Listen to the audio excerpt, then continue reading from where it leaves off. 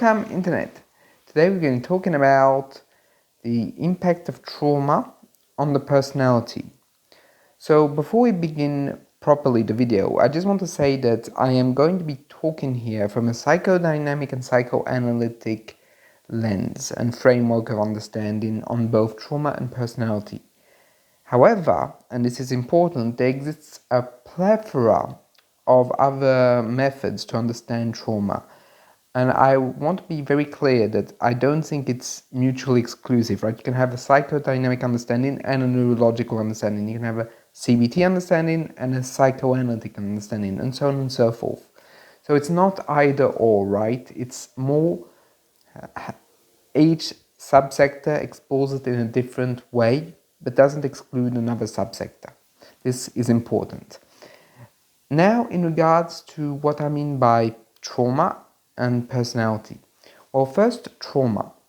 Even though for a long time, for example, the only recognized diagnosis was post-traumatic stress disorder, which implied, not necessarily said verbatim, but it implied that there was one singular event that created trauma. That was that created post-traumatic stress. What we know now with current research is that there exists a complex post-traumatic stress disorder, which events have been repeated. So it's not necessarily about one singular event. It can be thousands of smaller events, but do end up impacting the psyche even more because they've been repeated. For example, let's say a case of trauma in childhood. For example, an abusive parent. An abusive parent is virtually never abusive once, right? They might be abusive thousands, hundreds of times with the child. And that's what creates trauma. It's not one drop, right? It's a drop that ends up carving the stone. So I want to, in this video, explore trauma through this lens also of a diverse spectrum of events, not one event, not one like Hollywoodian singular event that breaks down everything. No. I think that can happen, of course, and obviously, but it shouldn't be considered as the only thing that breaks down personality. Now, secondly, I will be using the term personality to describe how the person thinks of themselves, but also how they react with others, and how behavior, feelings, and self-esteem can change when there is trauma. Okay, that's for the opening. Let's get started. So what basically changes when there's trauma? Well, from a psychoanalytic perspective, what happens during trauma or traumatic events is that it's not just something that happens. It's something that the mind cannot grasp.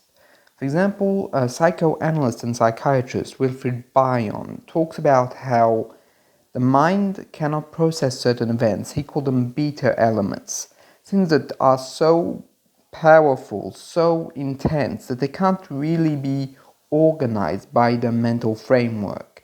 And this, I think, is a common theme in trauma. It's not organized in the mind. It's an event itself. It's just what is happening. It's untransformed.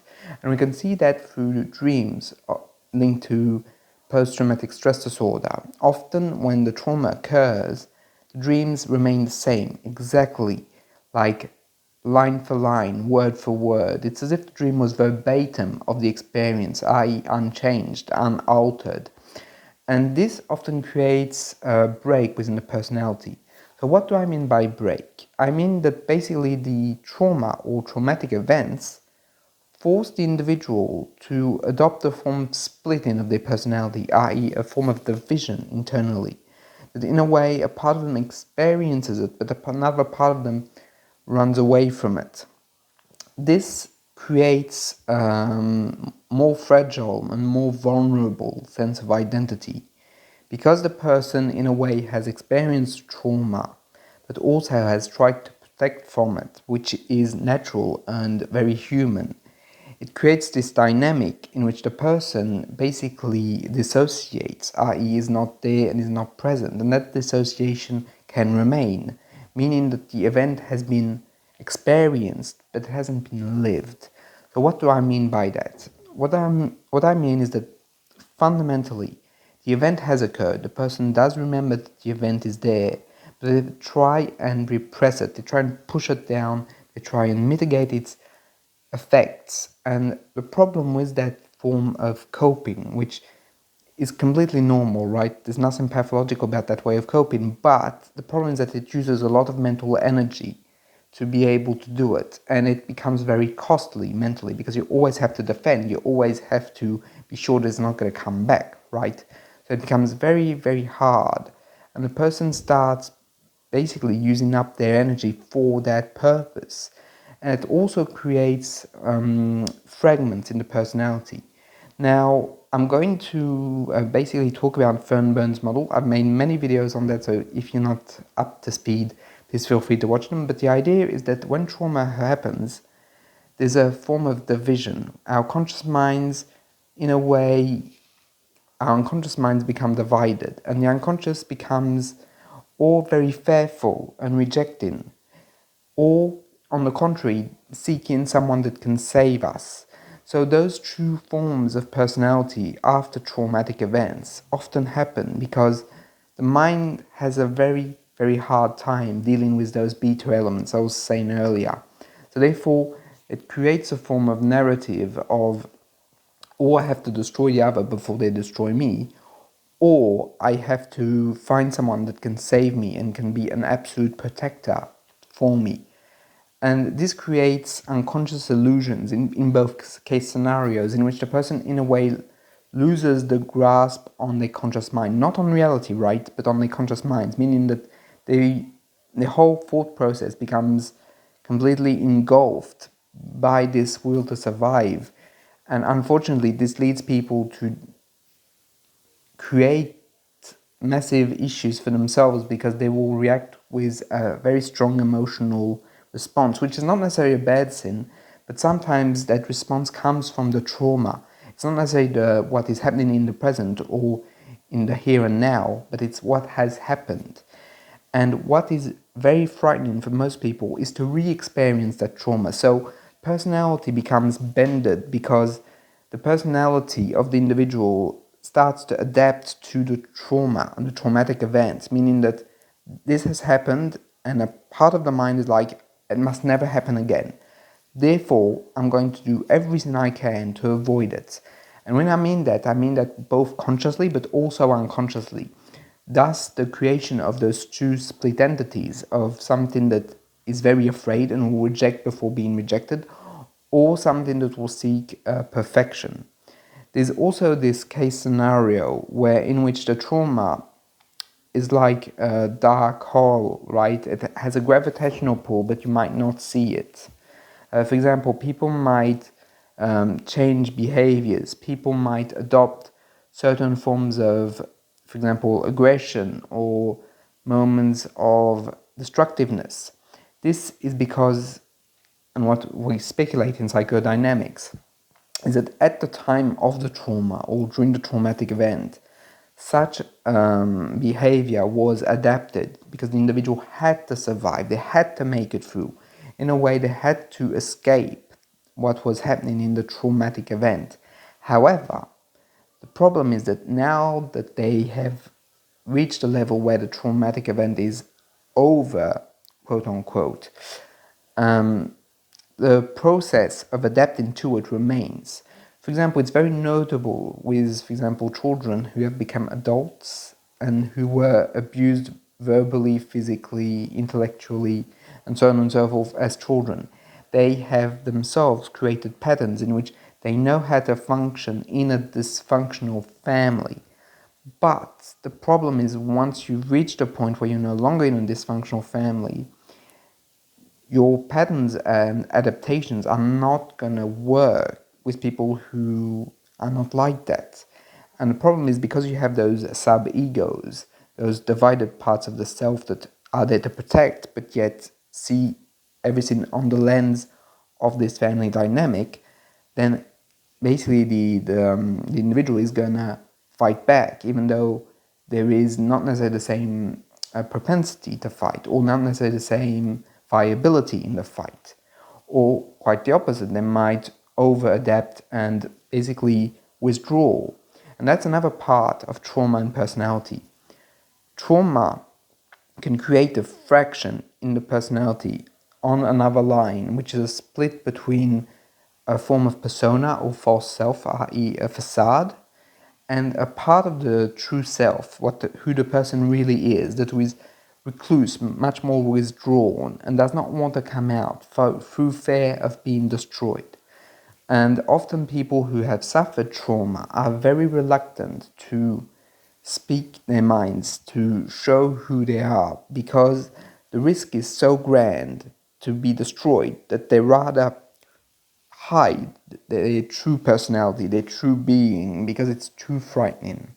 It's far too risky. Therefore, they send in an interface in human interaction, which can work. I mean, I'm not saying it's ineffective. Problem is that if you live all your life in this form of false self or persona, the true self will start basically asphyxiating, in which the individual feel more and more empty because who they are is not coming through because of the trauma. And the trauma starts eating away at the true self. Therefore, even though the false self is protective, the facade protects, but it also isolates.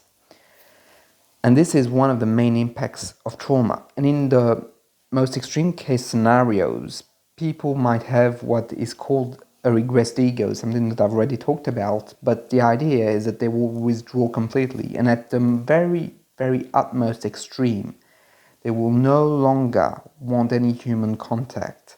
They will no longer feel that anyone can ever help them, that the trauma is who they are, and they are the trauma, and therefore no one could ever help them. In a way, it's a desperate attempt to try and save what's left by cutting themselves off completely. So trauma has many repercussions, like incredibly numerous. Often there's also a lot of problems in, for example, when going to see a mental health professional, because the person is afraid because of all that trauma. There's also this fear that the professional might be malevolent or basically ununderstanding. Therefore, the patient that suffers trauma might hide it from the professional. It might seem very counterintuitive, but a lot of patients don't come directly by saying, I have been abused, I have had this experience.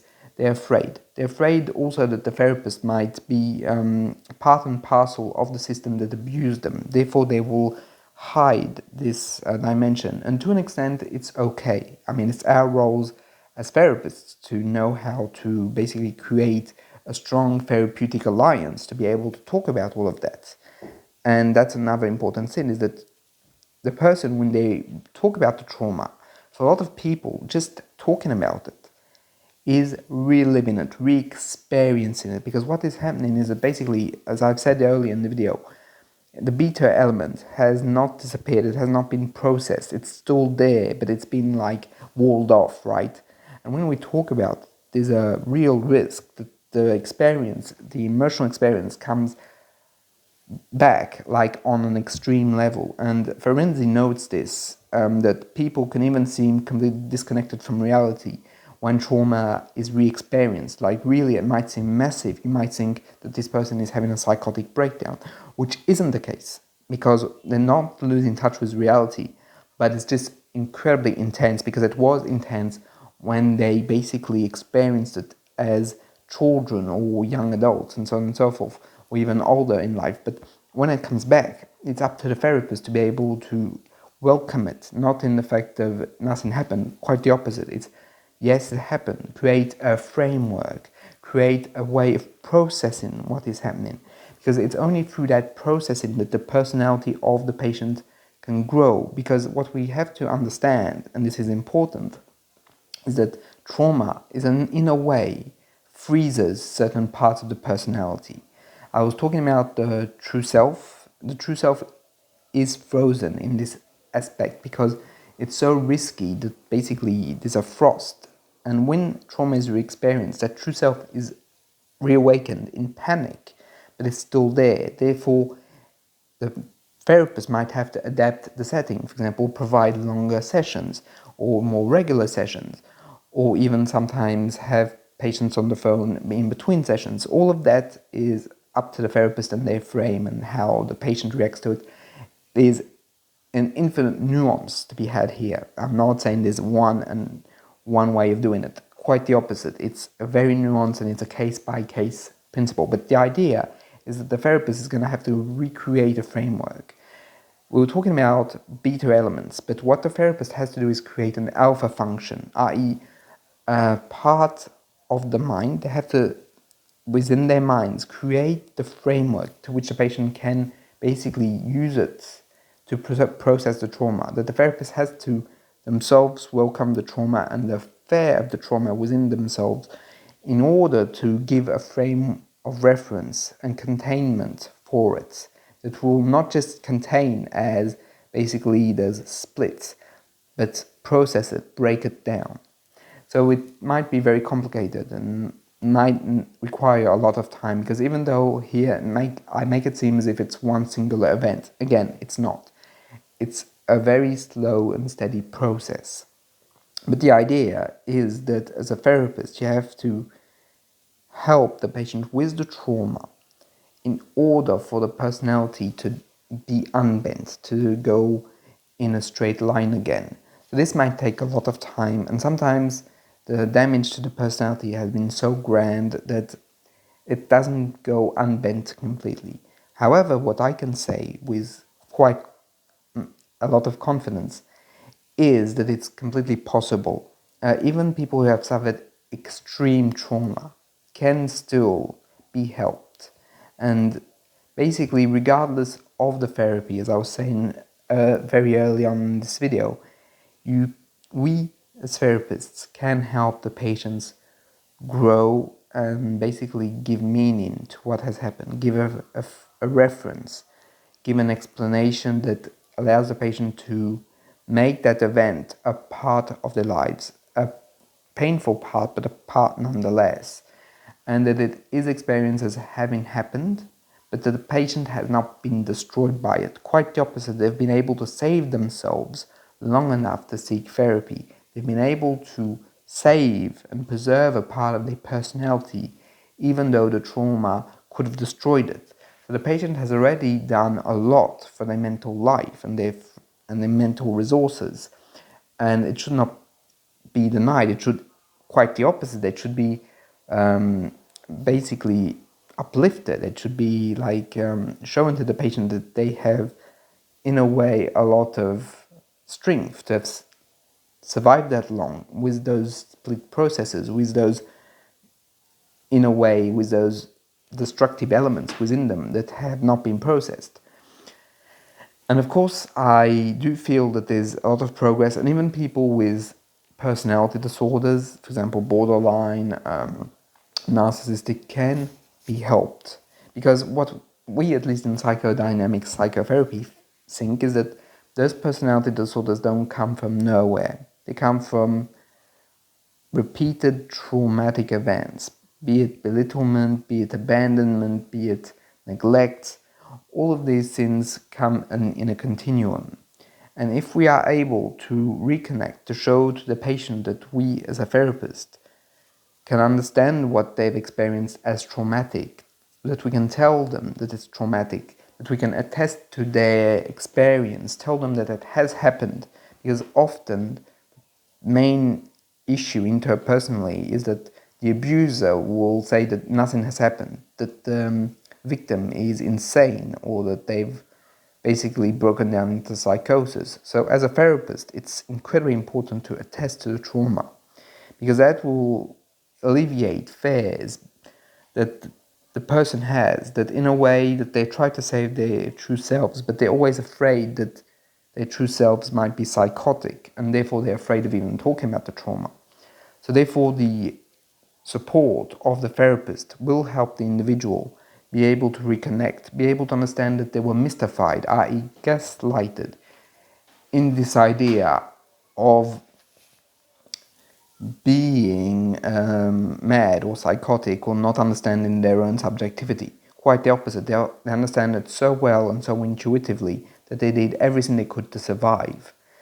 And through the support of the therapist, even just naming that it's trauma can help immensely, can help the individual be able to reclaim parts of their personality, to reclaim parts of their experience, which were superseded by this abuser that unfortunately sometimes ends up being internalized by the person.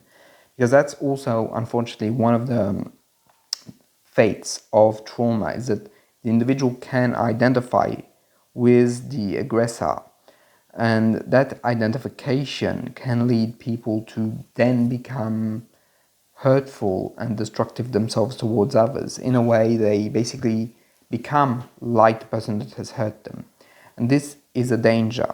It's a danger because those cycles then create more people that will be hurt and create new mental suffering. Therefore, it's also very important to be able to say to the person that they're not the abuser, that this is not who they were before coming into contact with these individuals. And again, it can be an effect of the personality. The personality can basically go into hiding. It can basically go into false hopes and illusions, and it can unfortunately identify with the aggressor. All these fates need to be considered, and they can all be helped through psychotherapy. Not that it's easy, right? It isn't, but it really can be. So anyway, that's pretty much it for this video. As usual, if you have comments or things you want to talk about, feel free to drop them in the comments. And basically, have a great day.